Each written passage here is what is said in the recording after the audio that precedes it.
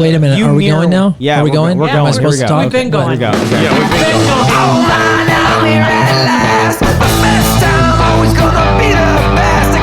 Hey, looky here. It's the Pat and JT podcast. Pat and JT podcast. Okay, so now say it live.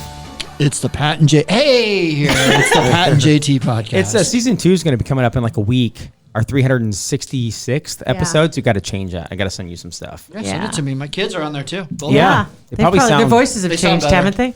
Yeah.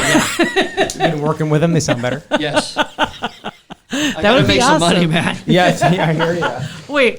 Wait. No, we don't pay them. Okay, No, good. yeah, I was going to No, say. we don't pay 'em at all. Hold on. All right, yeah, we got a studio full of people. Yeah. You So wanna go okay. around the So table? Scotty, talk about you guys. Scotty's been on the show before. Oh, gosh, years. A lot. Yeah. Yes. Yeah. Okay. So talk about what's going on right now on our show. Because you're kind of to blame for all this. Yes, it's your fault. You're the Yeah, I'd agree. connector. Yeah, Scott, the marketing director of Performance Mountain. Go ahead and talk about it. Yeah. Well, it's CEO. hard. It's hard to get a word in when you've got a Navy SEAL commander, Right, And yeah. you've got an NFL player, and a retired one, and the very best at what he does with elite mindset training, Dr. Larry Widman. Yeah. They're all here. They It's are very all intimidating. here. Just to clarify, I had a problem with talking well before I was a Navy SEAL. It's like a chronic problem I have. Okay. In front of people or just talking in general? I talk to myself a lot more than I talk to people. Yeah, she does too. Whatever. Actually. And Jeff, we had you on a Good while listener, ago. too. We've had you on too. I mean, we've had you guys Yeah. on before. So yeah, and you're the episode we had you on a couple weeks ago. It was awesome. Yeah. Oh, Yeah. thank you. Yeah, Absolutely. you bet. Thank you, Danny, my did fans. you talk to yourself too when you were? Do you talk to yourself a lot? I don't know if I talk to myself that much. I have a lot of stuff going on in my head. You don't say it Yeah. out loud? No, never Even when say you're it by out yourself? loud. Even when I'm by myself, no. That's like how I work out. I work out. She legit problems. talks. I'll be in my office and she'll be straight on conversations with herself. I thought literally somebody else- just have golf thoughts go through my head all day. That's just what it is. And I can't get it out of my head. Golf thoughts? Golf thoughts. Yeah. Call them swing thoughts. That's Yeah. a Or great swing thing. thoughts. Well, I saw on your All the Instagram you were above. shooting like wedge shots into your curtains in your basement or something a Well, couple weeks ago. You know, the thing Hey, is, hey, someone we don't did. talk about that Someone anymore. thought in that the- that was my yeah. basement. That's my bedroom. That's the master bedroom. Yeah. Your wife like that? Is that She just doesn't even care. It's like She's whatever. like, what's she gonna do? Get mad at me? What's she Yeah, gonna good do? point. Like, it just happens. It's part of the game. Why don't you just tell them up front about your swings on the way to the bathroom? Oh yeah, You might as well know about it. that's something that I deal with. Is if I have to go to the restroom at night, I'll go to the bathroom, and as I'm walking back to the bed, sometimes I'll look in the mirror and I'll like go through my routine of my swing. Is that Really? Is that Really? not normal? No, that's fine. Yeah. Is that not normal? I mean, that's just okay. something I deal with every It is day of kinda- my yeah, life, kinda- every minute of my life. Yeah, I can. I'm trying to be Working great, on it. guys. Yeah. I still Gosh, check to make dang. sure the guns are loaded and hidden where I have them. I make sure that I can still draw it good enough. And since I'm not as good a golfer, I mean, I'm a golfer, but you're a little bit in a more advanced stage competitively. So it's dwindled for me. But yes, I too have suffered from that great disease. It's a tough thing to Are you a deal scratch with. golfer? Yeah, Yeah. Are you? Yeah. Jack? I'm not there. close, Close? getting Closer. Yeah. I'm not there. And that's why we hang out with the doctor. Right. The Right. psychiatrist. Well, they already know I'm a scratch putt-putt golfer. You're there laughing. He's being dead serious. He understands your Yeah. pain, right? Right. Yeah. What is yeah. And the putting's the most important part of the whole game. There is, but I mean, Seriously. the difference between that, Right? there's at least I've never seen a clown on a real golf course, like Oh my hitting God! a clown's What courses mouth do you or go like to? a windmill. They're usually playing right behind me and hitting into me. But there's no windmills on There are the no greens. windmills of putt-putt. You know that. Well, I don't know. Like what is putt putt? The funny story, like deep history of Performance Mountain was, so Doc has told me this over the years, and I'm only envisioning waterfalls, windmills, a big dinosaur, and then like little cups you can go in that go through some tunnel and go in. And then he's telling this story and I'm kind of like, haha, oh, that's interesting. And of course we're teaching high performance to people. Right. But it had its place and it made sense. And then one day he's like, no, like real putt-putt, Jack. Oh, yeah, And that's I'm right. I like, forgot. Wait, there is only one putt-putt.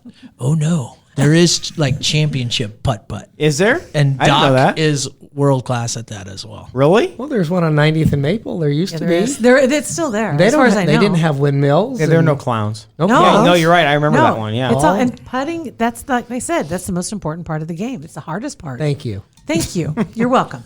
Yeah, 90th and Maple. It's right behind that hair place. Or, no, I'm kidding. Yeah. You know, there's that brick building, and there's a gas station somewhere in the vicinity. Is that the only putt in town? Well, they closed the one on 90th and Center, I believe. So Okay. I think they shut it down. There's Boulder Creek, which is, I mean, But I mean, is that miniature golf or is that putt? It's putt. miniature. It's not. Yeah, I mean, difference. there's not a Huge clown, difference. but there's like you shoot like into a windmill. So Yeah, that's not You see what it's like Yeah, sitting yeah. in between these two? Right? I can imagine. It- my life. you are correct though. Is that once you learn to swing, putting has a big impact on the game. For sure. Yes. And Doc, what has been interesting is he was great at putt, and he uses a story to talk about losing his composure, where somebody in the crowd was like, if he makes 2 more, he's got the course record. And Doc at that time in his life was like, I totally melted down. no, wait, this is on a putt course. There's Oh, a this crowd. is real life. There was a crowd. Really? I mean, what's a crowd? It's relative. It was a tournament. There were lots my of gosh. people there. It was a tournament. I really didn't know there were were lots of people. tournaments. Well, back then, really don't you didn't know remember the 1970s and 80s? They had them on Sunday mornings. Oh, she for sure does. I'm You just know, kidding. you know, they have majors in. They did have majors in Oh putt my putt. gosh, they did. No. Yeah. I knew a couple Were there of the sponsors? professionals. Were there Yes, it was on TV. Big purses? Well, the winner for the big prize at the end was like 20,000. I mean, So that's what? big. What? It Holy wasn't big smoke. golf, but it was That is a lot of. In the 70s Yeah, and 80s, that's was a lot. on What were they national getting in TV. bowling at that time? about Right. less. Right? So Less. there you go.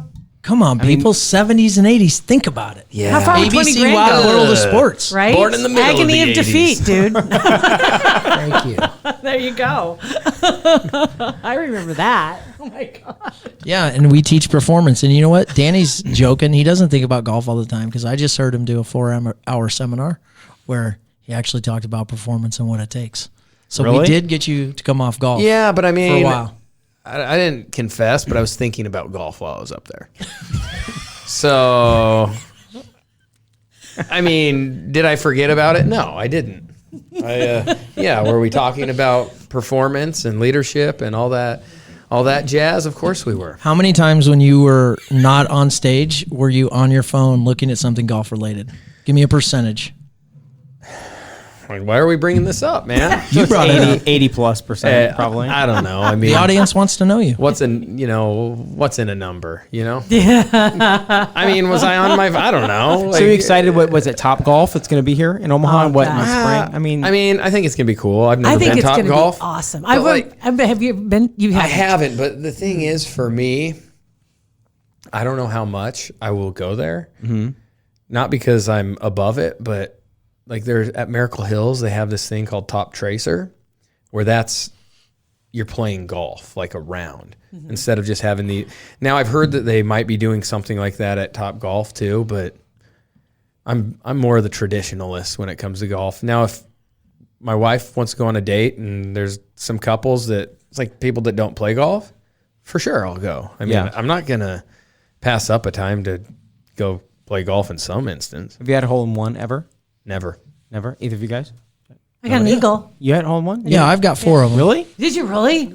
Well, I mean, on putt. Putt putt. Putt. Many. Okay, yeah, I had a hole in one. Whatever. That's Oh, fine. there Doesn't you matter. go. Okay. Doesn't matter. You have? You have, Scotty? Scott? No, I have a question. Oh, even better. I'm like, there's no Hey, how way many you had a hole in hole in ones have you one. had, Scott? Oh, zero. Zero. But I just wanted to ask a Zero. question. I feel like I'm in I kindergarten. need to put my hand up. 0.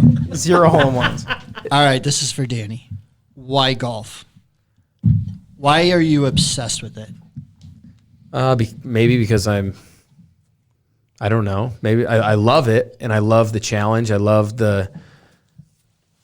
it's a sport. It's competitive. It's something that I can put my football, like passion, into without knowing that I'm going to get like a torn ACL or a, a And you broken don't need ankle. anybody else to compete. Yes, Because you're always competing against yourself. And right? it's a challenge Yeah. to me.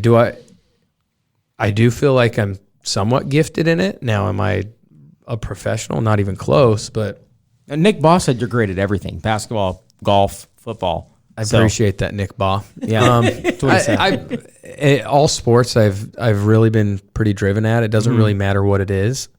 I think I just try to put my competitive juices to whatever it is. And golf is something post-retirement I can do and stay healthy.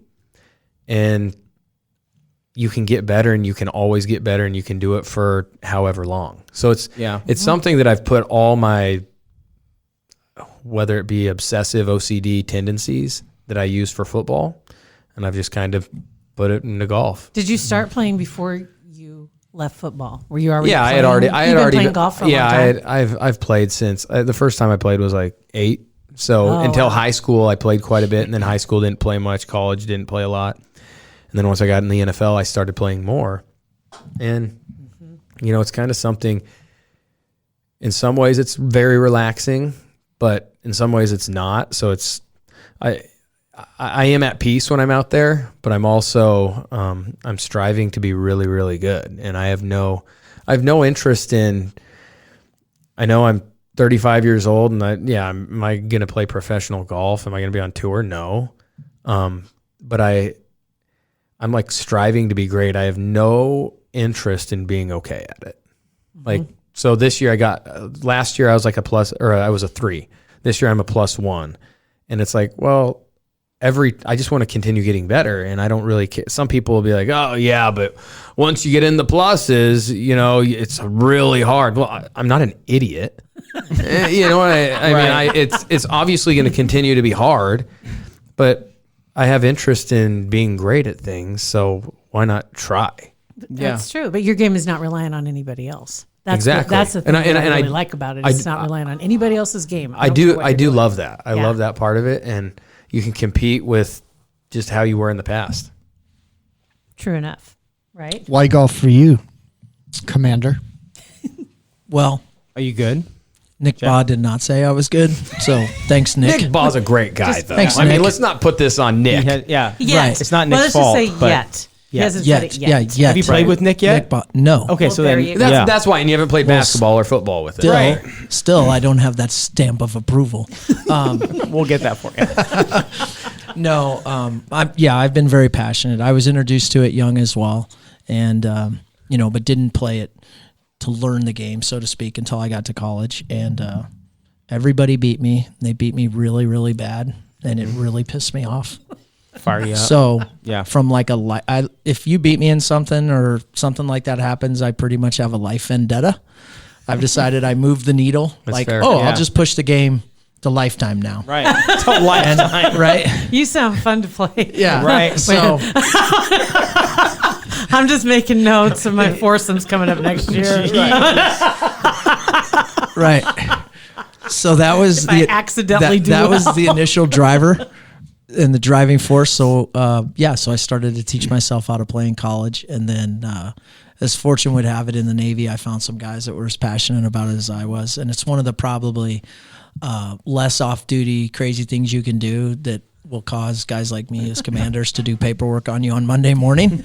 So got into it, competitiveness drove it, and then like Danny, I mean, if you really get into golf, I mean, it's unattainable to be perfect at.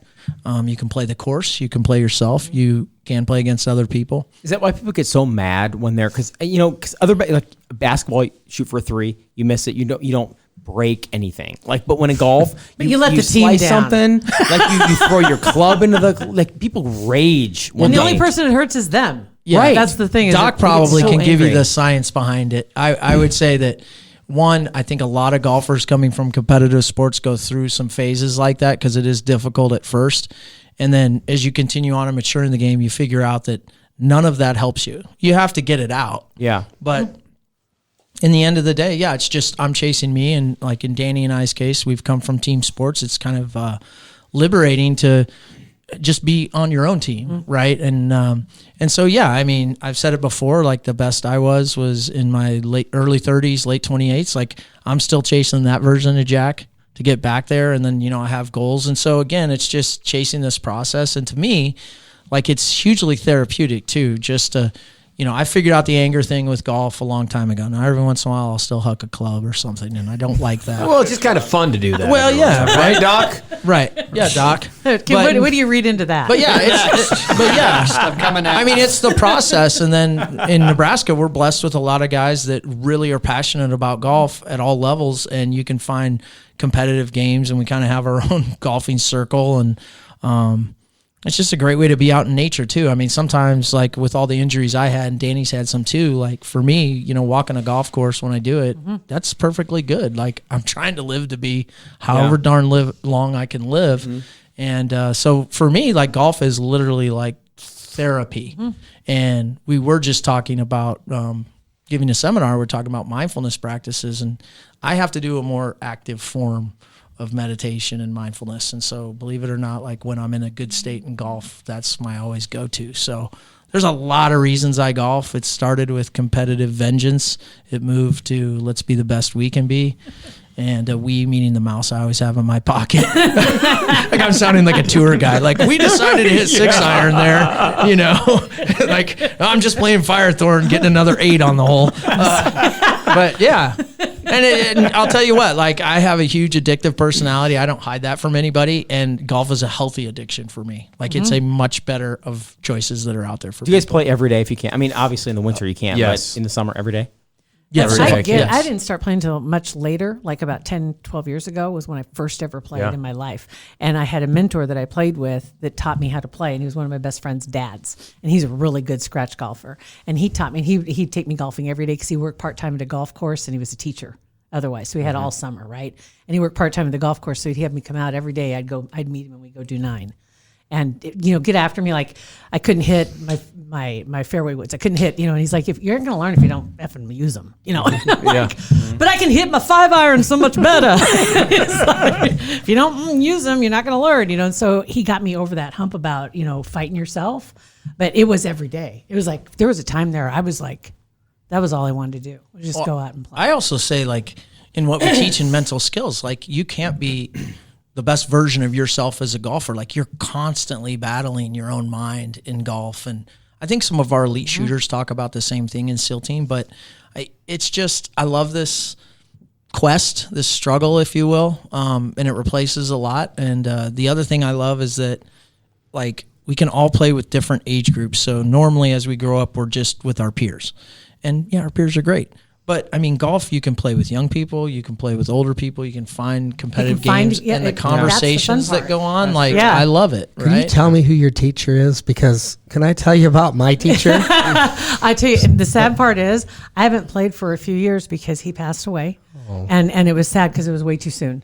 And I've had a hard time getting back out there and playing. He was part of my love of the game, and I still want to go play, but I just haven't found that person that I can have that connection with. Don't have it be Jack. I was going to say. Let me tell you why. None of these guys got to be careful. I took the liberty once of filming myself I'm hitting the ball really well. So I get my phone good out. thing you said that. Like you just said filming myself, and I'm like, what the heck? We were talking about golf here. Hold on. Golf. Okay, I'm filming my golf shots, and I'm hitting them as well as I can hit them. Okay. And I send the video to Jack, and I said, I want you to see what I'm doing. And he writes me back, well, other than the 34 errors you have, the ball was actually traveling very well. Then he went on to text me about 5 or 10 pages of everything I did wrong. By that point, I was defeated because I couldn't hit it any better.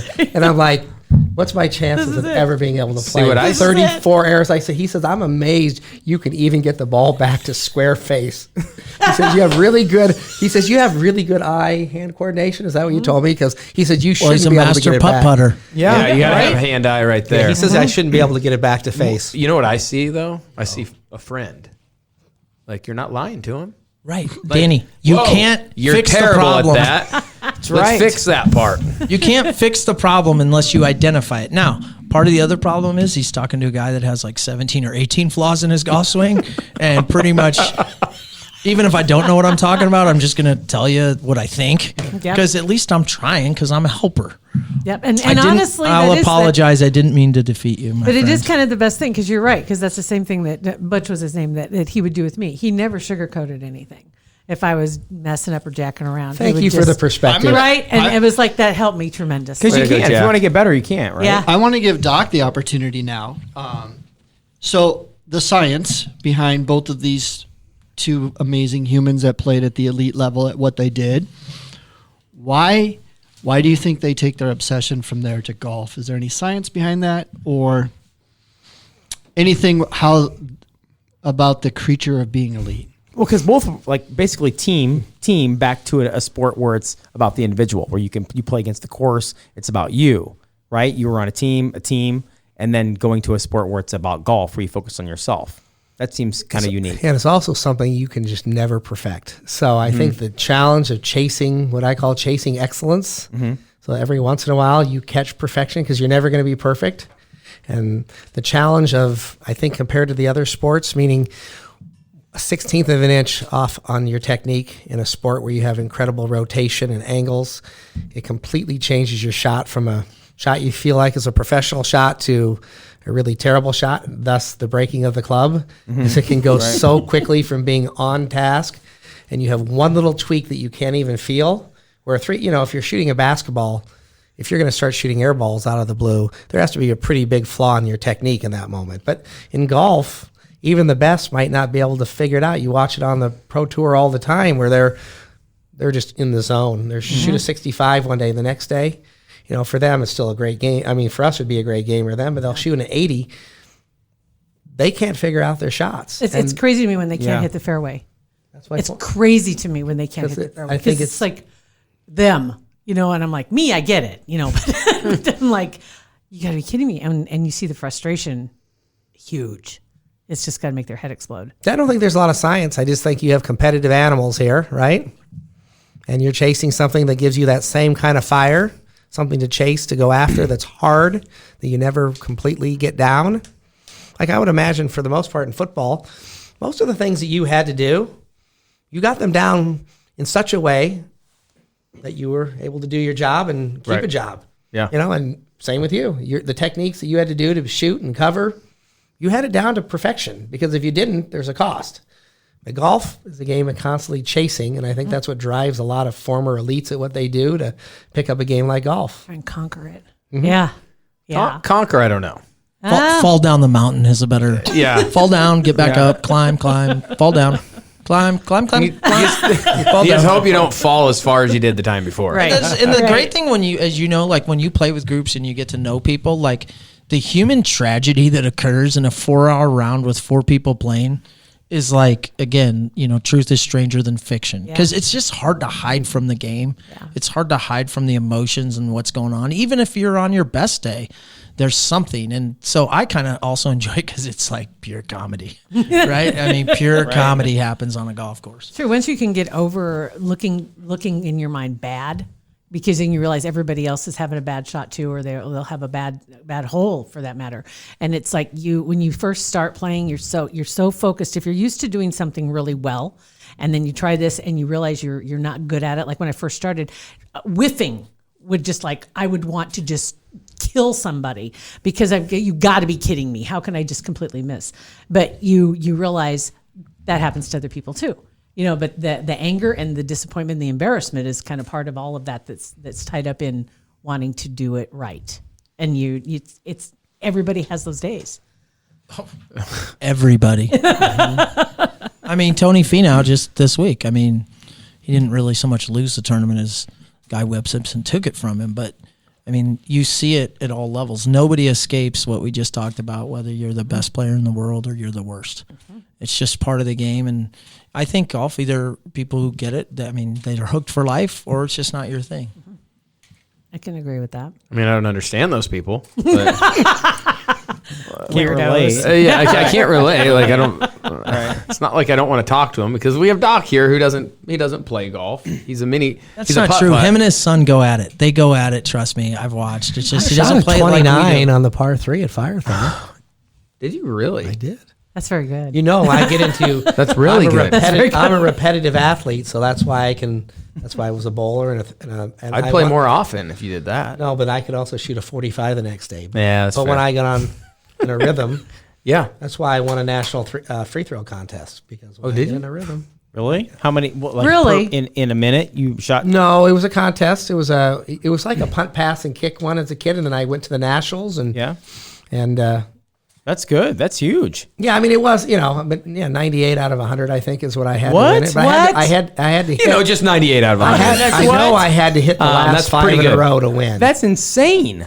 See, we know this. He's so humble, and that's what drives me nuts with golf. I'm like, if you can do that stuff, and even putt, you can learn the golf swing. Right. But then he's like, I got 34 things. I'm like, I'm sorry I told you that. It's really only 32. Right. Not nearly as bad. Right. You wrote that in ink on his brain. You wrote 34 things. It's bad. I Right? still have the text. Yeah, I'm waiting to spring Doc on some One of those words. unsuspecting college or high school player the free throw deal. He's just going That's to crush him. Well, I haven't shot free We'll throws start in a long practicing. time. I will say that I beat my teammate who I was sponsored. He was only in 6th grade. So I hadn't shot free throws in about 20 years. But you got him. But 2 years ago, when I was with my teammate in Lincoln, Get that sixth grader. I took him down. Yeah, him get him out. out of here. One-on-one and at the free throw line. Humble him just a little Get bit. him out of right? here. He was taller than me, so I didn't feel guilty. That's awesome. Well, and you guys as Performance Mountain, you guys are working with the Creighton men's basketball team, and they're obviously doing very well. I mean, what number Yeah. 14, 15? What they're ranked in the top 20? Yeah, something like that. I don't. Yeah, I mean that's 21 in the AP, but 14 in the net. Right. Yeah, Yeah. one ranking system. yeah. I mean that's pretty incredible. That it is huge. Yeah. Now, okay, from what I don't follow, like basketball in particular, but I do listen to some things, but I know that this year's kind of wonky in the fact that some of the regular teams that are usually at the top of the pile are having really crappy years, and a couple of, I think they're not even hitting at 500. Yeah, for the North year. Carolina's trash. That's the one. Yeah. And it's like, how does that happen? Because it's the expectation, and you know that the level is there. You know that the recruiting is good. You know that the coaching is there.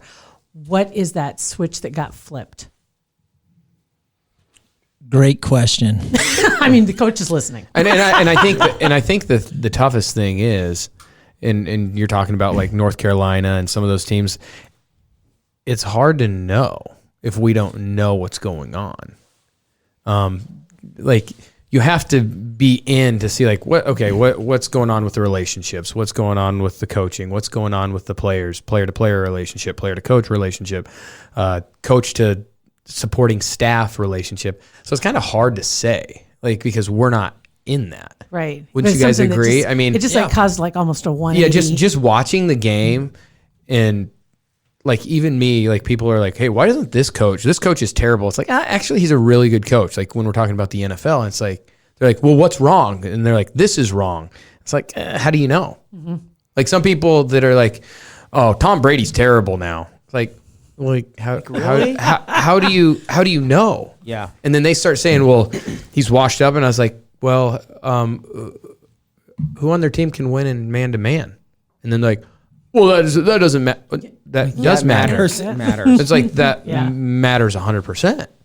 Ask Patrick Mahomes if he had guys that couldn't win man to man. Do you think he would have won the Super Bowl?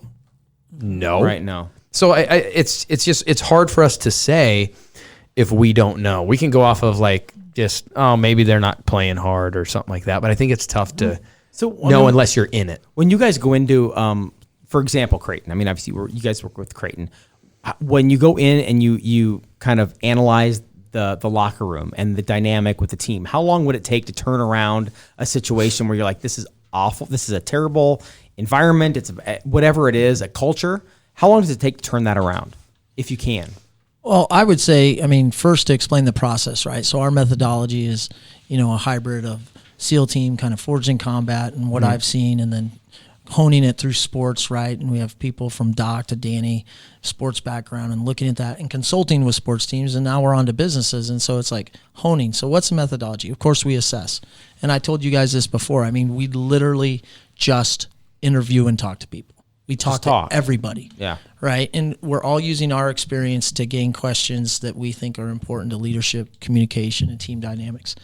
And then from there, we work with the team and we diagnose what we see. Right, we give feedback to the head person, And then from there, we work with them to design, that's the next step, some ways to combat that, right? To get their culture to where they want and to be optimum. And then we just start on executing on it with either it's us or maybe they have another resource that they can use and apply against it, or the coaches or the players themselves. And then that's it. You go with it and you reassess, and then you're constantly working on it. But to answer, so that's the methodology.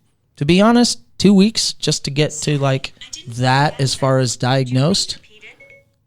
Good job, mister. Way to go, Scott. Way to go, Scotty. That's a radio fail. There you go, Mr. Professional. I've been in radio forever, man. Fired. Was that Fired. Siri? Was that Siri talking to you? Why was she talking to your pants? Right. It was in your lap, dude. Yeah. All of a sudden she starts chirping. I'm sorry. I don't know what you're talking about, sir. That's awesome, Scott. You don't want to comment? Yeah, just go in the corner there. It's all right. It's not your fault. It's just your phone. Hey, so we get asked a lot about culture turnaround. Here's the thing. Like, culture turnaround, the way we look at it is growth, right? So every unique culture and group is different. I mean, some people are able to harness turnarounds fairly quickly. Others, it takes time. Is there an exact time? No, I would tell you. Now, is there a timeline where you go, well, that's taken way too long? Like, we've lost it. Maybe we need to re-energize, right? Mm-hmm. But what I would tell you is it shouldn't take too long. Now, in the course of sports seasons, I mean, it depends who you're asking that question to, fan bases, coaches. What I will tell you is we're looking for growth. And of course, in sports, you're trying to line up that growth of individuals in the group to also affect performance in their window, right? So does that always happen? No, right? In business, like I said, maybe it's the financials, so to speak, but ultimately we're looking at growth given your capability, right? And where you start, why you do the assessment, and where we can get to on tried and true practices. What we know is if we can get there, right? If we can grow individually in the mental skills and the way we deal with failure and how we come to practice and all those things, we're going to get better performance. It's just, can we line it up? And I talked about it before. I mean, my experience just is, in my background in SEAL team, if it's not going strong, Jack's opinion, 6 months. Like, you should be able to change cultures in 6 months, getting it focused and moving forward better than it was before. Remarkably to where you can tell. That's me in my background. That seems fair. I have to say some of it has to do with how quickly you get buy-in from the top. Because if the coaches don't buy in, especially at the very top, even though they say they buy in, like they want you to come in and help, but then they're not willing to model the behaviors that you need for your team, that you lead. That makes sense. It's not going to happen. Or it's not going to happen very quick, or you're fighting it so you can get the team to maybe start to buy in a little bit. But if the coaches aren't the ones that are there every day, they haven't completely bought in and they're showing the way, it doesn't go very well. And that's with businesses too, managers, CEOs. Absolutely. If they don't reflect it, then they're not going to buy. The employees aren't going to buy in. Right. And then if you can identify, say, even one little thing with a team, without going into too much detail with them, but they've talked about it on different platforms, that if you can just even identify one value on that team that they have identified that maybe was a barrier from the year before, and the one for Creighton, I would say, that they've been open about was share the ball, be less selfish. And they identified that last year, and they talked about it in, like I said, radio, TV, newspapers, that a lot of times they didn't share the ball. So somebody didn't necessarily take the best shot. Maybe they were worried about their stats because some of them are trying to go to the NBA. I don't know. But for whatever reason, they were more worried about maybe their individual. And this year, I think you can tell for sure they were much better at sharing the ball. They were much better at getting good shots. And they talk about that value of being unselfish. So that's a key ingredient. If we can help identify little things like that with them and get them all on the same page, then you can affect some change while they're working on culture, because now you've got real tangible things to say. If we just improve this one thing, the outcome is going to take care of itself. That's it, because they have to buy in on that too, because that's a leap of faith to say, okay, I'm going to start giving it away, and then I'm going to get some back, right? You know, because I got it, but I want to give it away, and you're going to give it back. Yeah, and when we're new to an organization, any organization, I mean, it takes a while to establish trust, just us to them and vice versa. But yeah, I mean, the thing I like about Creighton and think that is like a performance advantage is their leadership buys in, from the top down, AD on down, and that just permeates. And so it's easier for the young people to see that. And again, there's open communication between all of us and their already support staff, right? That's been working with them for years, and then the coaches. And so, we look at tailored solutions that help them. But in the end of the day, they do all the hard work. Do you know what I mean? But so they start with a great structure. And so, the things they asked us to take a look at, like, we're just working a very small piece. But I'm very proud of them that they're growing in the lines we're asking them to, from the adults to the kids. And I want to see it translate into performance. But ultimately, I don't judge them on that. I don't judge them on the rankings or anything. I just know where I started with them, and I see how they're growing, and I'm proud of it. But I want it to continue. And I also know that it can take hits. Because when I see this stuff, it's not just about the basketball court. Like, you see this for the next 3 or 4 years for them, but taking these skills to their next 30 years with their family and teaching their kids the right way. And if they have the proper skills on how to do this stuff, they can teach their kids how to do that. So obviously if they win a lot of games, that's great, but it's becoming a better human. Yeah, really, I think that's ultimately. the hope. We want them to win, because if we invest time, we want them to be successful. But I think the key thing that Jack always says is growth. Like, where that, as long as you're growing, we're cool with it. And I think as long as people continue growing, we're going to be happy with it. Hopefully wins and losses, or wins tell, a little bit, but that's not the only thing we're looking at. And we're just a small piece of the, puzzle. We just, if we can help out in some way, a small percentage, then awesome. That's what obviously ultimately we would love. But yeah, we're just a small piece, and the players and the coaches, they still have to shoot the ball. Like, we're not out there shooting. Right. They're very talented, and I think it's shown this year. Yeah. I know we've talked a lot. Okay, just sports centric, because a lot of what you guys come from is a sports background, but you guys work with other companies as well. And just kind of an overview. You don't have to name names. What kind of companies or sizes of companies are you working with, or problems are you trying to help figure out? Is it the same kind of deal? Yeah, we've worked with companies that are doing several $100 million in sales to, much smaller companies. But if we're doing an assessment like we talked about with Creighton, it's the exact same thing. You sit down and interview all the key people from the top to the middle people, and even we asked to talk to some people at the kind of front lines to get a feel for what's going on, and you start to identify common themes, things that they're doing really well, some things that they clearly have identified that are barriers or things they need to improve as a company. And when we're done with that, we usually put together a nice summary for them, identifying what they do well, what they could improve on, and things that maybe they really need to work on. And but it's usually pretty easy, because there's lots of common themes that come up when you talk to 20 or 30 people in an organization. And sometimes it's only about improving one thing. For a company that we worked with, we won't say what city, but it was in the industry of banking. It came down to just having the loan side and the banking side be in more alignment and feel like they were not in silos, and that they were communicating and connecting. It seems better. so simple. It seems so simple to fix everything. But it was a very difficult challenge over years for them, and it was causing them emotional, kind of distress. Was it affecting profits? I don't know, maybe. But if you're not working together, or you're feeling jealous of maybe one side or the other, and you know that really in a bank there's a lot of synergy between the loan side and the banking side, and it's clearly identified by lots of them, and that's our biggest source of frustration. Sometimes it's just about awareness. Now we can say, all right, look what the common theme is here. Now what are we going to do about it?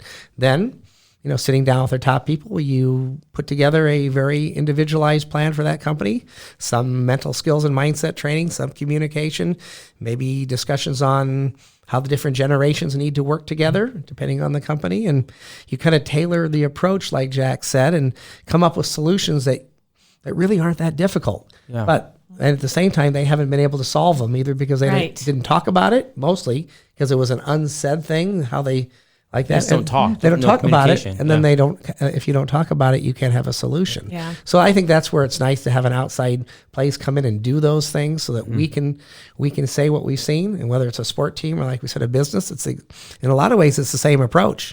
The difference in sport is, and I think what we love about sport as much too, is a lot of times it plays out in a given day or a given week or a given season, and you can sort of measure at times how much you've grown in one area with performance, but it doesn't always track that way, But in business, it's a little harder because, one, you're not privy to all the profits and losses, and they're often private, as they should be.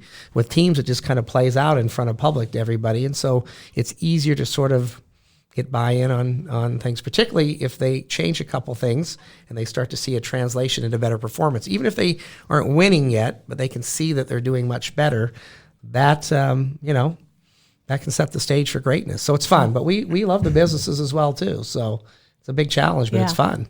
And I spend a lot of time when I'm up there talking and educating. Think about it. They're all made of people. It doesn't matter what you're in. Once we form up two people, we're a group. Once we get three, our group of dynamics change a little bit. So everything is about people. And what you find is, obviously, we love working with young people because, as you said, all of us are in a way giving back, and we want to see them be successful in their hopes and dreams. But same with adults, who generally, make up the companies. But sometimes as adults, right, we now have more baggage, right? We have battle scars of life. And so, what Doc's talking about is organizations have friction. It happens all the time. If two people is your organization, you will have friction, and friction can lead to distress. That is not a healthy environment. And so, to answer your question about, why or how, well, it's simple. People get messed up.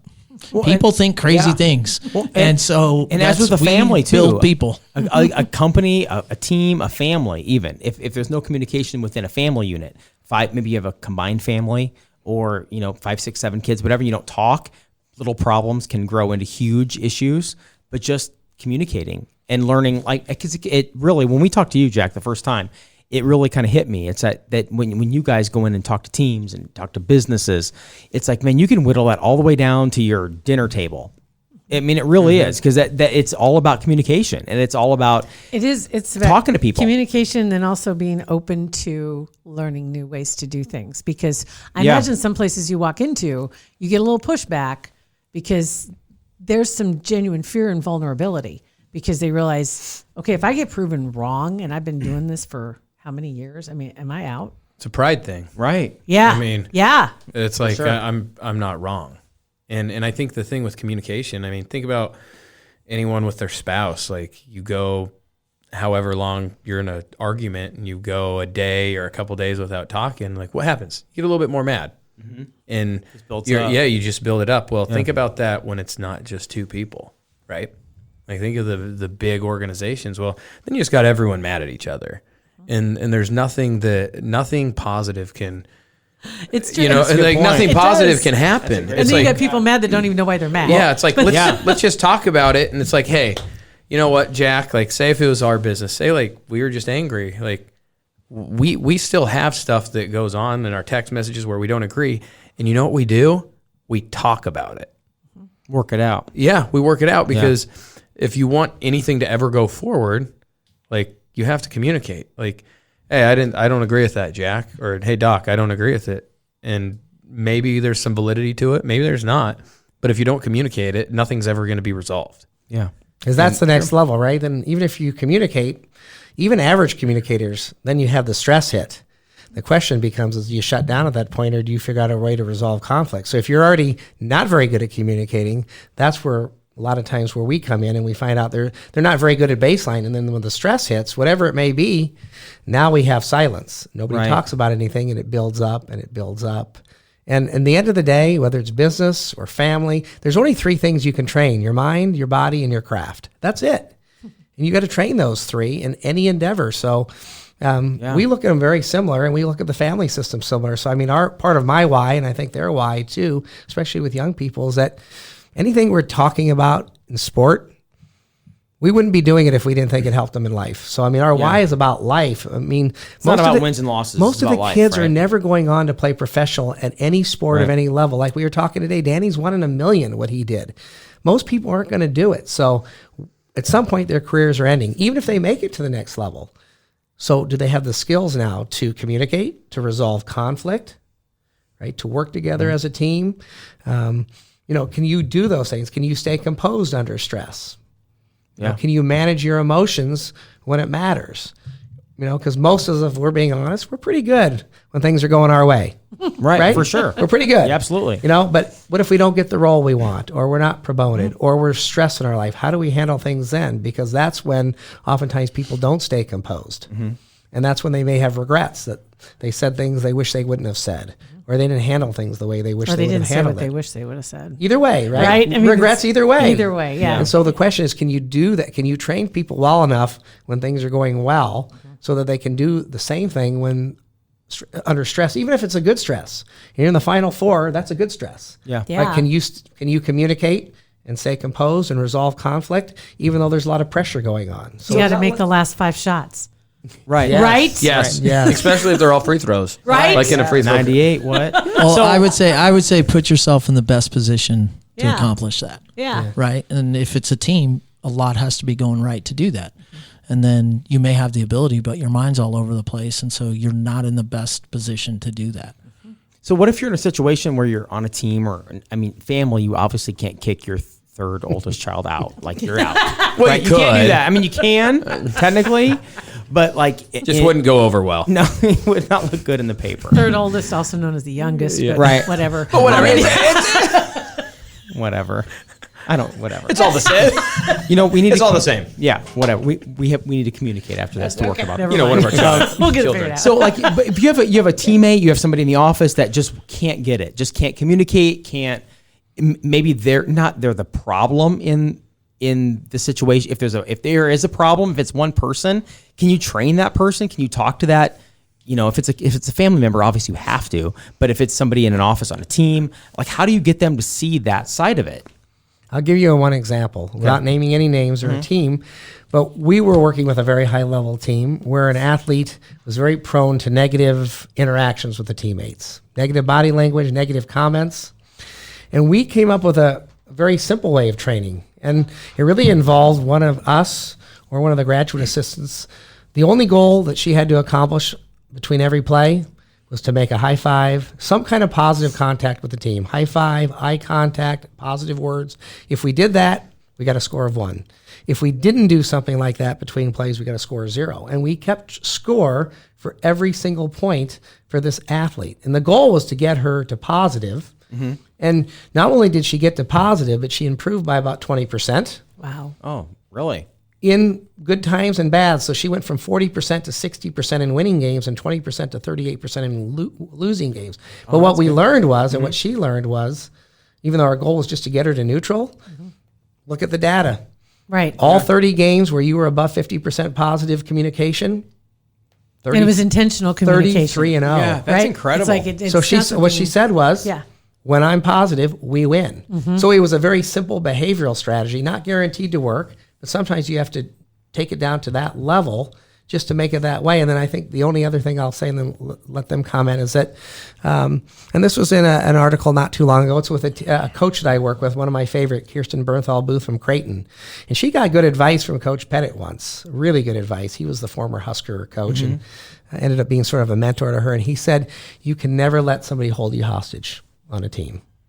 And there was a time where she had to let go a very top player go. What I will tell you, this was the first year I helped them, and it's public. I mean, I'm not going to say the name of the person, but the team went from 17-14 to 29-4 with the exact same talent, removing a person who maybe was causing dysfunction on the Like team. even if that person is like the best player on the team, Best player, 98 out of 100 free maybe throws, the that best person's player, gone. yes. Right. And So- the majority of people would keep that person. not immediately. Try to though, work right? around it. Yeah, I agree. Not immediately. You do try to work on changes. Easy. So- You guys are like wanting to throw the hammer at people. Right, cut them. No, we gotta. outta here. You gotta. Crap. I feel like you guys are in my mind. Right, Now you know how to handle radio people, man. let's get them out of here. Radio's cutthroat. Right? a little more complicated like in Yeah. high school and college, but eventually if they don't change and improve and they will not follow the cultural norms, Got to go. The danger is that a lot of coaches do fear they're not going to cut someone, especially in even some of the more major sports. All right, I'm going to get rid of my star quarterback. Now we're down to 8-4 instead of 10-2. Now the boosters want me fired. And so now people start worrying about what the fans are thinking, the boosters, your administrators. Right. And so you also have to have a good alignment and communication with your administrators, meaning if I'm going to remove this person, I've done everything I could, dotting the I's, crossing the T's, and everything I could do to help this person, but they're still harming my culture. So for the benefit of my team, I'm not going to let them hold me hostage. And you want them to have your back. Yes. When you do that. And then the interesting thing is the 3 or 4 times where I've been around teams where they have had to let somebody go that was seen as maybe one of their best players, every one of those teams completely took it up another notch. And you're like, how did that happen? You just lost some of your major talent. Yeah. And the team got better than ever because it's, yes, you have to have a certain amount of talent, obviously, to win. But it's never been the talent around. Right. I'll tell you, Coach Cook's top national title teams and Coach Tom Osborne's teams, if you ask them, they will say their most talented teams, with the exception of the 95 football team, were not their most talented teams. They certainly had talent, great teams, but it was the chemistry and the connection and the love and the way they related to one another and the trust that they had that led those teams to win. It was not the top talent teams. And that's that's 7 national titles between those two, and only one of them was their absolute top talent team. That had it all that's in interesting. place. I've seen it 100 times. Yeah. You've probably seen it too. Yeah. I would say, what Doc's kind of, what he's already said is kind of what I learned a little bit from Bill Belichick, and it's don't let someone ruin the whole. Don't let one part ruin the whole. And we saw it many times where there'd be someone brought in or whatever that was just one of the biggest names, and they just don't cut it. Well, yeah, they might be one of the more talented people in the NFL, but if they're going to come in and be a cancer or be just spread like negativity, you're actually turning into a worse team. It doesn't matter how talented you are or talented that person is, you turn into a worse team. So yeah, what would they do? Yeah, they'd do everything to be like, okay, let's abide by these. And these are the standards. We're going to help you with it. But if you don't abide by those standards, they'll get you a plane ticket back to your home base.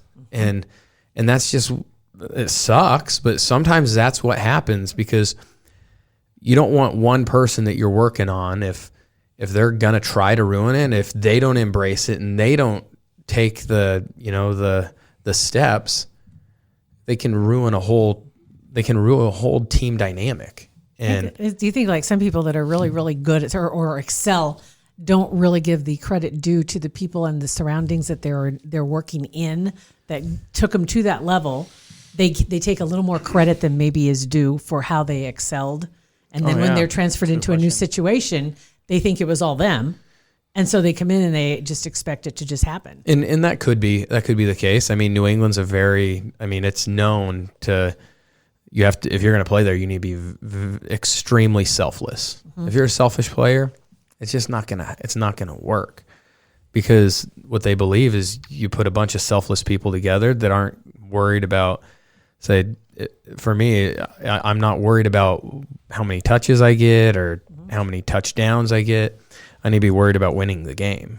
And it doesn't matter if you win 53-0 or you win 16-15 against the worst team in the NFL. I still remember to this day, we'd go back in the locker room and we beat a trash Buffalo Bills team, and everyone was going nuts. And I'm like, what is going on? We just barely beat one of the worst teams in the NFL. Yeah. Well, it's because it doesn't matter. We're going to use everyone we can, and it doesn't matter how bad you win, but you go in and win. That's the most important thing, and we're not going to let one person drag us down. Now, do they work with people? Like Doc said, 100% they do. But I think kind of what you're saying is, what do you do with those people? Well, if they don't want to get on board, they're probably going to be off the board. Like, can you tell pretty soon on if someone is going to turn around? In my experiences, you could usually, it's pretty evident. The people that like want to embrace it and not. Now there are times where it takes longer and then someone that you didn't expect will embrace it. But you can definitely tell when someone's not buying in. Yeah, I mean, it follows a pattern. I mean, the more you do it, the more you see. But I mean, like anything, you know, and I told you guys my rule on SEAL team was 3 strikes, right? I mean, I had a responsibility to train somebody up in something they were deficient in. Name anything, communication, shooting, right? And had lots of people around me to help with that. So we'd throw those resources at them, and we'd give them a timeline to get fixed, if you will, get up to standard, and we'd see how they do. And I mean, if they are, it's over, right? We're moving on. You know, depending on the circumstance, some violations are worse than others, but ultimately, screwed up again. Well, more training, more guidance, right? But everybody knew it was like 3 and you're done, right? Because you've got to get right for the team. Yeah. And so in that personal growth, I mean, like Danny said, I mean, you'll see people start to accept it. Now, how in the case of a business leader, coaches, SEAL officer, how you're going to apply the education and the training to help somebody, you know, you can teach all you want, and if the person hasn't accepted being a student, you're just talking to a wall. Right. And that's where your experience comes in, right? And so some people may go right from 0 to 2 real quick, right? Because depending. But you have to let that be known, right? And I think a lot of people struggle with the standards of growth. Like, this is how we do it. Here's what it is. Ooh, you're not so good at it. Well, we've got to train you. But there's a time frame. And so, yeah, if you do things in the public eye, you know, with coaches, I always say it's a balance, right? Between helping young people along, their talent, what they could do for you versus wins and losses, right? But here's what I know. When you're trying to change cultures, everything has to be about the culture until it's set, right? So if you have to sacrifice in the midterm, right, names, talent, those things, you best do it. Because if you don't and the culture gets teeter-tottered, you're going to deal with that issue for a very, very long time.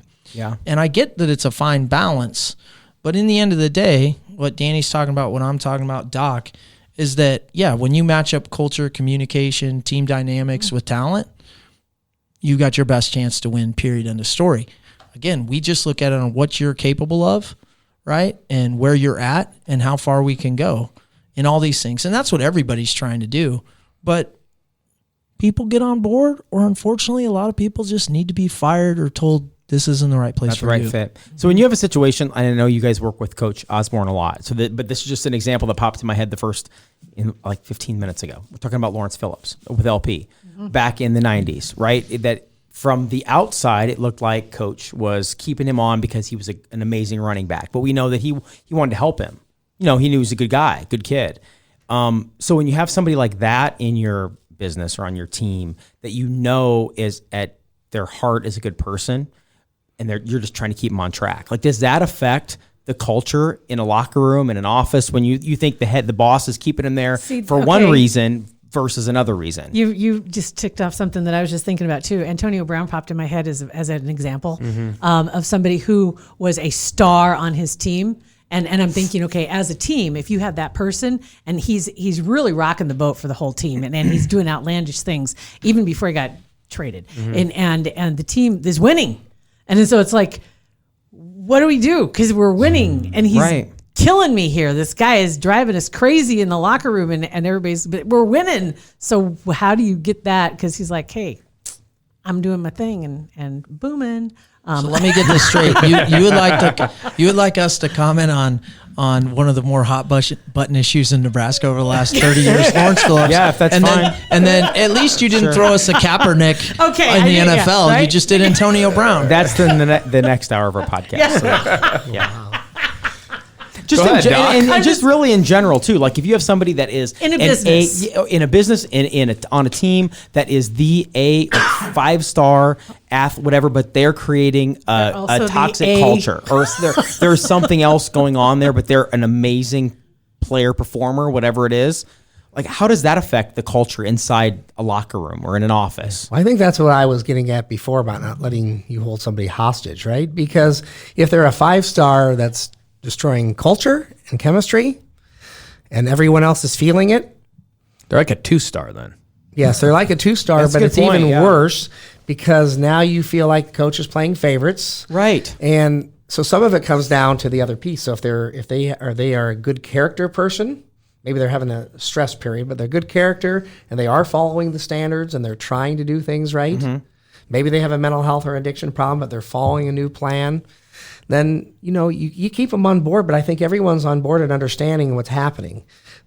The danger is what you said. You take the talented person, and if it was anybody else, they wouldn't be on the team anymore. Yeah. Because ultimately, those teams rarely ever max out. I mean, the culture almost always precedes the talent, is more important than the talent. So I'd get back to what I said, Is it in the case with LP too? Didn't they say that the team took a vote? I don't know. The team. I think the team was in worked alignment on it. there. I They- mean, they worked in. they supported him? They supported. I think from what I understood, they supported him. I think And it the- started back with to the coach communication. meeting 7 or 8 weeks. He had several things he had to do every week and nothing to do with football. Yeah. And maybe he was going to get back on the team, maybe not. But I think everybody understood the situation. This is from what I understood. And coach was trying to make the best decision for a kid in life. If he had gone on to have a very successful life, people would have said, look what you did. Brilliant. Because there were, Helped him. Right. 99 other kids out of 100 that Coach Osborne helped save because of the same pattern. Right. Maybe it wasn't as big a And you're not going to have a story. 100% success rate on anybody. And maybe in retrospect, he'd have said if I had known, obviously. But really, under that structure, Lawrence was great from what I understood the rest of his time there. The problem is he went pro early. As Danny will tell you, he could explain it better, but it's a business. Once he got to the St. Louis Rams, they were not interested in mental health support for him or giving him what he needed. It was like Go transactional, to what work. Jack says. Yeah. And they're not You- interested in you as a person. Right. You give me lots of yards, I'm happy, but I really don't care about keeping you well, even though it would have served them well to keep him well. And so it didn't take long for somebody like Lawrence without the mental health support and coaches supporting him, adults, mentors, which he didn't have in his life. Again, this is all what I understand. I Yeah, didn't know the yeah. situation, That makes but sense. Yep. he might have been very successful. He went off the rails when he was in a business where they no longer really cared about him as a person. And when you So- when you transition, and Danny, when you go from the NCAA to the NFL, I mean, is there a huge disconnect from caring about somebody as a student athlete and as a person, and in the NFL, you're a commodity? I mean, is there a huge? Yeah, I mean, you're there to do a job, and sometimes that's hard. I understood it. I understood that I was here to do a job, and they need me to carry out my job. Otherwise, I'm fired. And I understood that. I mean, does it make it harder? I don't know if it really makes it harder because I had the mindset that I understood what it was. Yeah, you're not going to – your coaches in NFL. I mean, I still had coaches that cared. But for the most part, like the organization, and you compare that to your college team, do they care like your college team? No. I mean, there's Shattered State College, they weren't worried about a bottom line. Yeah, they cared about you. Yeah, you know what I'm saying? Right.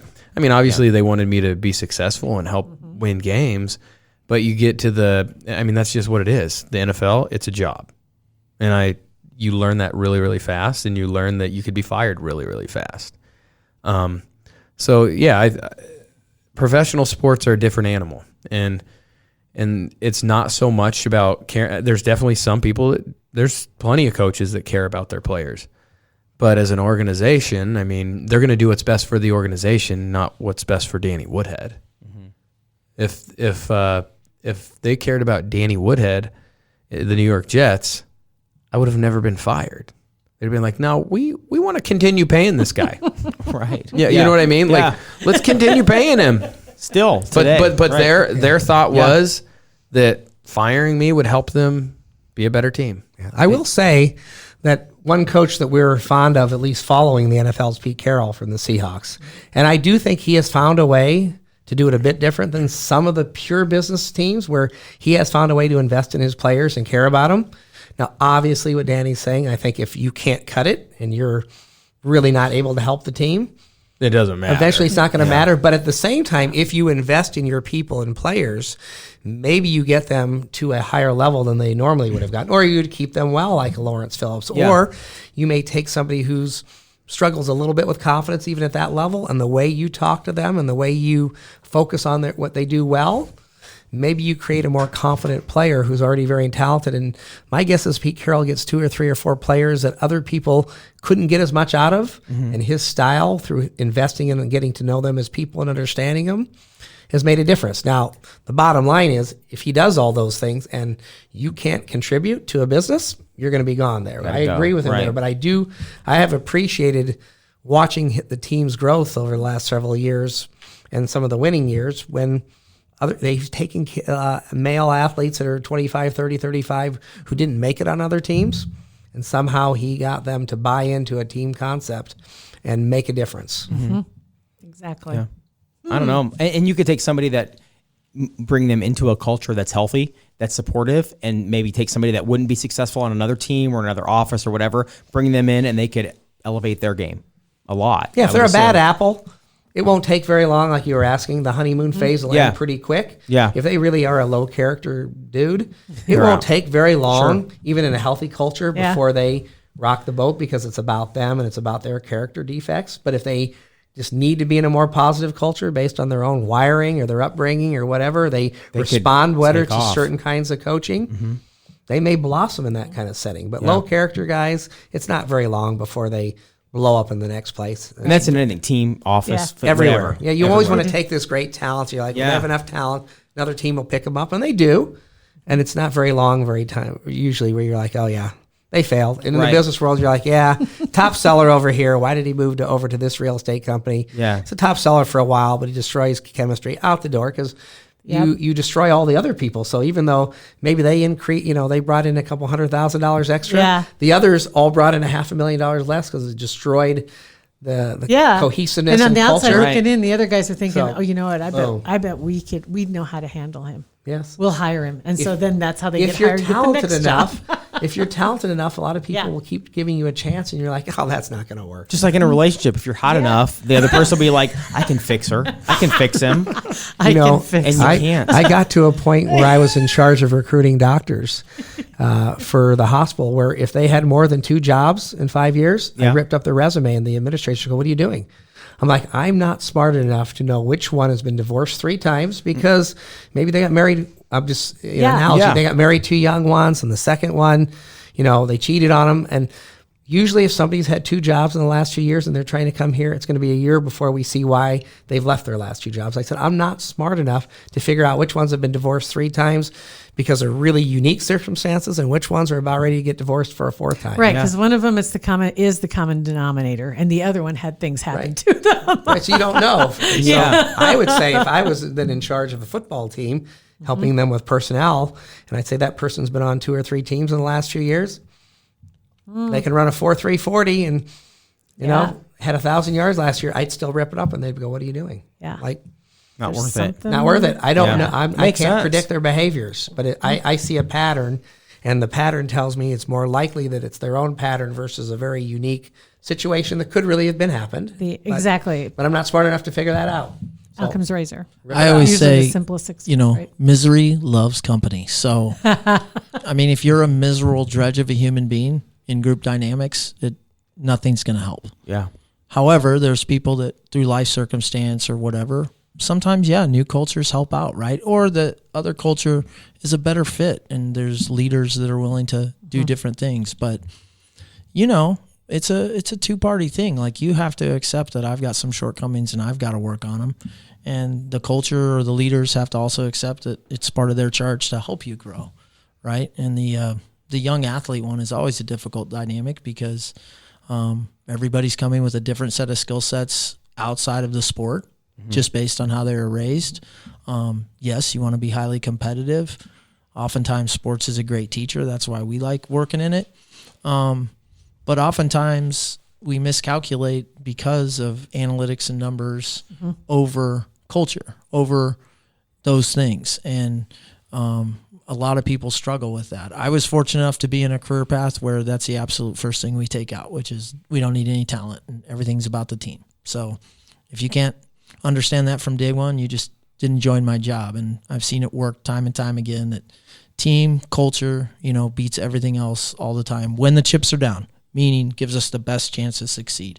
And obviously if you get the talent right and you get that stuff going, I mean, you have the best chance to not only be the best in your entire sector, but optimize what your talents and capabilities are. It's endless, but a lot of times people fall short chasing that dynamic, right, of that balance. And I'm about, at least for me, I'm all about team guys and culture guys, and we'll build you into what else we need, right? We'll fit you into a position that works, and we'll build you. And but it's a full-time job. Yeah, that's true. Good stuff. And you guys do this for I mean, people want more information. I mean, how do they get more information on your company, what you do, how they can contact you? Call Scott's house. What do they do? Well, first of all, Scott's we'd house. like if you would TP Scott's house Sure. in Boston. Just because it'd be cool. It'd just be cool. That's the first sign. The other one is if your institution is like burning down or something, you can't dial 911, but we can usually see it, and we're around. Yeah. No. Do you guys ever do like just in general seminars just to kind of explain what it is that you do? You know, that people invite some people to come, like leaders in companies or Yeah, like an businesses and stuff. exploratory. Yeah. Yeah, we go out and about to different groups and explain our philosophy and kind of what our offerings are. At the same time, we also tailor them. But yeah, performancemountain.com, right? There's tons of information on there, and you can sift through our history and kind of what our stock offerings are.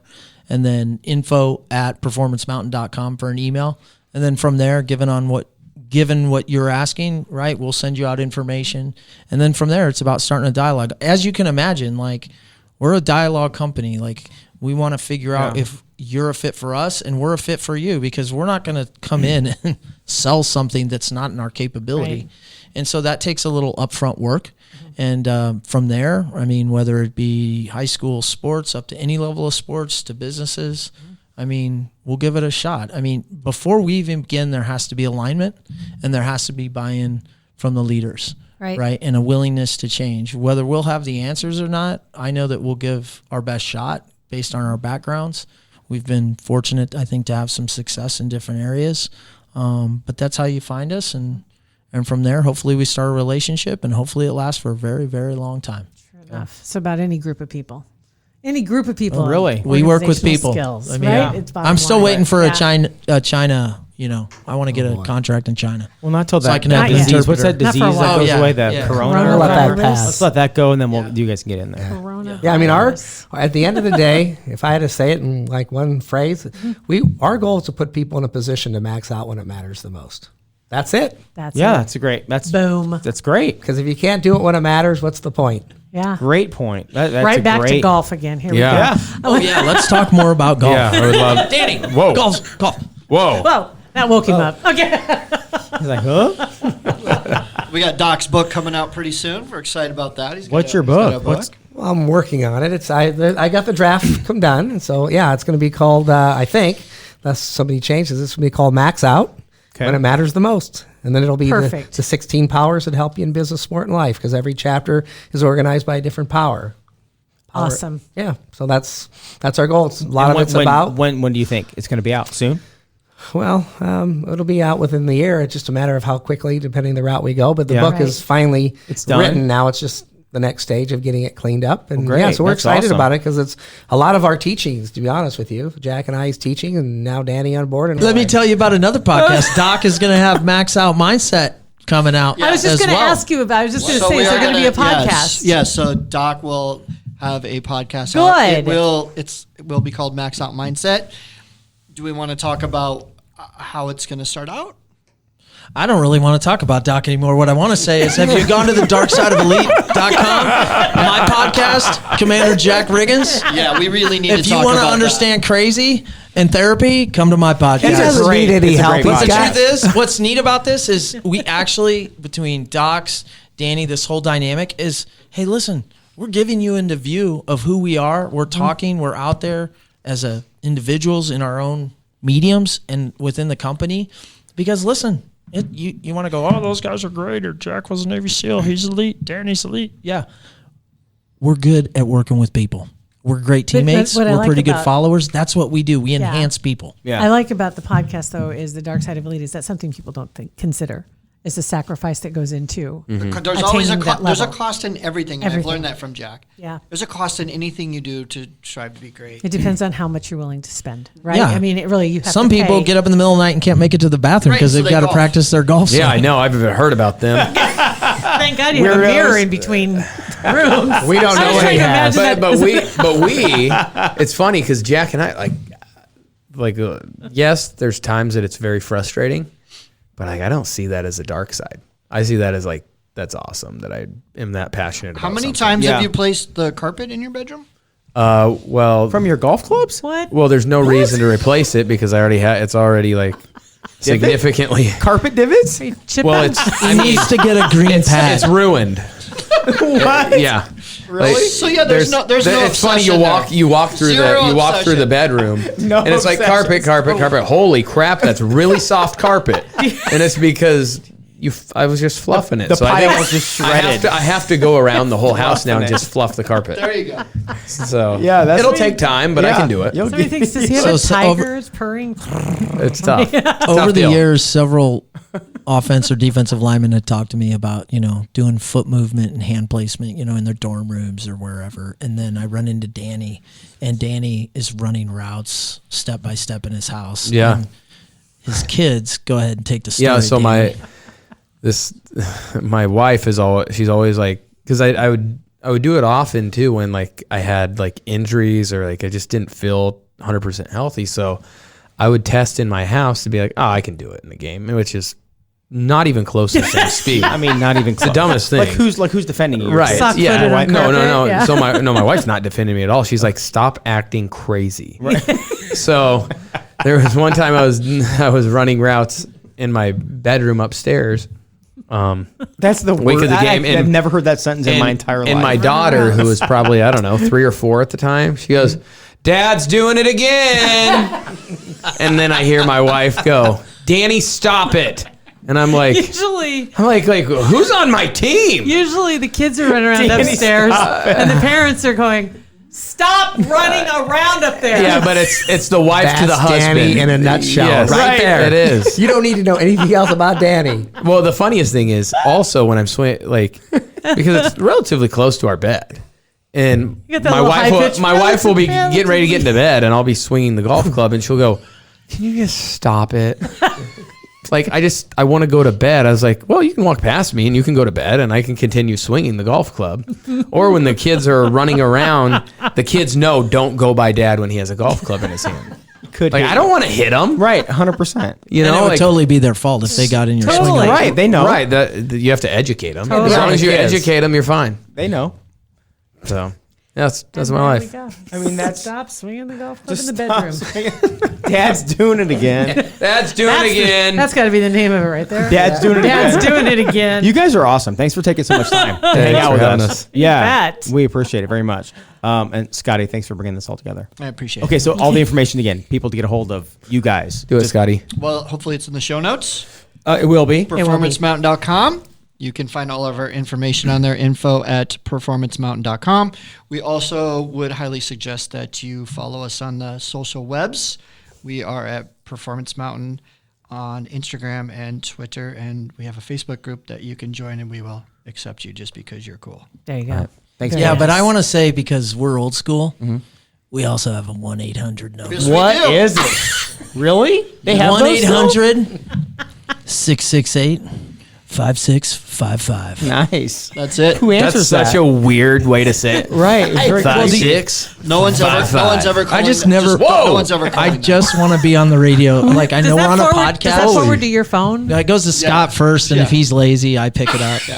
And then India, if you guys are both Our talking. business Right, is awesome. right. Yeah. And I'm like Performance Mountain on secure line. On a secure line. And then also look out for Max Out Mindset. We'll let you know about. We'll get you on, and then Dark Side of Elite. Do you have your fax number .com, with and you? hopefully, we're working on Danny. We're working on Danny. We're working on Danny's Danny like, get his podcast. yes. What's your, yeah, you got it, We don't, whatever. Yeah, I already know what we should call it, but we're not going there. Yeah, we're not going there yet. Okay. Okay. No. All Just right, call guys. just call it Dad's doing it again. Yeah. That also. Thanks, guys. Come Thanks, on, guys. Scott. Oh my What, is it his God. phone What? again? Performance Mountain. Did you call the 800 number? Hi, Scott. What's up? How we doing? Awesome. Hi, my name's Let me tell you, Dr. if you Larry want- if you Widman. want- Hello. If you and your business if you guys want to win in life, call the right people. Thank you, guys. Pat and JT Podcast, a Parkville Media Production.